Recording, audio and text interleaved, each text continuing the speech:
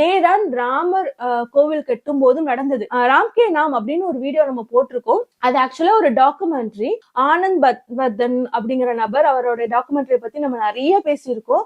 அதுல இந்த ஒரு டாக்குமெண்ட்ரி. இதை நீங்க வந்து நான் போட்ட வீடியோ பார்க்கலனாலும் பரவாயில்ல, இங்கிலீஷ் சப்டைட்டிலோட நீங்க தேடினீங்க அப்படின்னா ராம்கே நாம் கடவுளின் பேரில் அப்படின்னு சொல்லி வரும். அதை நீங்க தேடி அந்த வீடியோ கண்டிப்பா பாருங்க. எப்படி வந்து பிரிட்டிஷ் ஒரு பிரித்தாளும் சூழ்ச்சிக்காக வந்து இங்க ராமர் கோயில் இருக்கு அப்படின்னு சொல்லி ஒரு கலவரத்தை உண்டு பண்றாங்க. அதையே வந்து இவங்க 100 ஆண்டுகள் கழித்து அதை பயன்படுத்தி அதுக்கப்புறம் ஒரு சிலையை கொண்டு போய் உள்ள வச்சு அங்க ராமர் இருக்காருன்னு சொல்லிட்டு கலவரத்தை உண்டு பண்ணி அதுக்கப்புறம் வந்து இன்னைக்கு இந்த நூற்றாண்டுல இந்த பார்லிமெண்ட் நாடாளுமன்ற எலெக்ஷனுக்கு முன்னாடி ராமர் கோவிலை எவ்வளவு அவசர அவசரமா கெட்டினாங்க வரைக்கும் உங்களுக்கு வந்து அந்த டாக்குமெண்ட்ல புரிஞ்சுக்க முடியும். இவங்க பிஜேபியோடைய தந்திரங்கள் சூழ்ச்சி அப்படிங்கிறது எவ்வளோ கொஞ்சம் கூட டயர்டே ஆகாம அயற்சியே ஆகாம கிட்டத்தட்ட 200 வருடங்களுக்கு இல்ல 100-150 வருடங்களுக்கு மேல அவங்க உயிரோட இருந்திருக்க முதல்ல அதை ஆரம்பிச்ச இன்டென்ஷனோட ஆரம்பிச்சவங்க உயிரோட இருந்திருக்க மாட்டாங்க. அதை அப்படியே தொடர்ந்து கொண்டு வந்து அந்த கோவிலை கட்டணும்ட்டு அவங்க என்னென்னலாம் பண்ணாங்க அப்படின்னு அந்த டாக்குமெண்ட்ரி சொல்லும். மிக முக்கியமா அந்த